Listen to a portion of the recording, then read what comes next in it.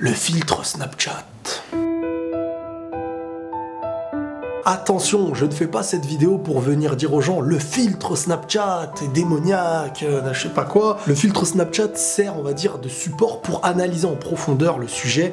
Et surtout, cette vidéo, elle sert à vous rappeler que vous êtes beau, que vous êtes belle et que vous êtes beau au naturel. Faut pas se retirer ça de la tête, même si la télévision vous vend des choses, même si dans les publicités, tout ce qui veut vous rendre plus beau aux yeux des gens et de la télé, c'est ce qui n'est pas vous. Votre teint n'est pas assez bon, avoir des cernes c'est pas bien, les traits du visage, les cheveux. En fin de compte, tout ce que tu es, l'humain que tu es, il est rejeté.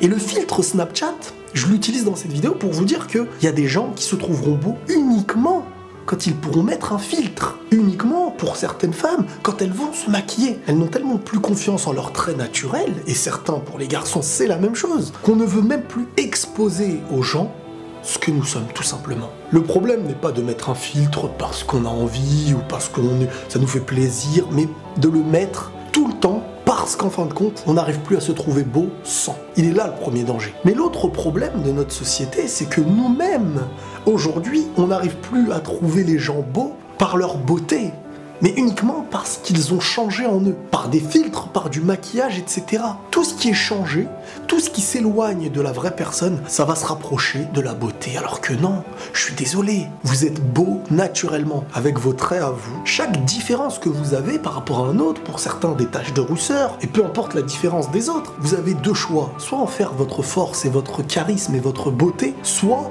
tout faire pour le camoufler et faire en sorte que même si ce n'est pas quelque chose de moche, ça en devient quelque chose de moche. Vous le dictez, vous lui donnez vous-même une définition. Vous ne serez jamais plus beau au naturel, et même s'il y a des gens qui ne le comprennent pas. Il y a des gens où plus il y a un masque, ou plus il y a une carapace, plus vous jouez un rôle, même au-delà même du physique, plus vous allez plaire. Les gens aiment en fin de compte ce qui est illusoire. Ils aiment faire face à l'illusion. Ils ne veulent même plus faire face aux qualités et aux défauts d'un être, mais ils préfèrent vivre ou être face à quelqu'un qui n'est même pas la personne qui est en face. Soyez vous-même, ne rejetez pas la personne que vous êtes, ne rejetez pas vos traits. Réussir à se plaire au naturel, ce qui ne veut pas dire interdiction de se maquiller, interdiction de filtre ou je ne sais quoi, mais se plaire au naturel, c'est réussir à plaire obligatoirement. Vous savez, en fin de compte, pour moi, toute personne qui n'arrive plus à être face à quelqu'un hors maquillage ou hors filtre, c'est quelqu'un qui veut plaire à une majorité, qui veut ajouter un nombre de personnes à qui elle plaît ou il plaît. Et celui qui arrive à estimer la personne qu'il est, que ce soit sur son physique,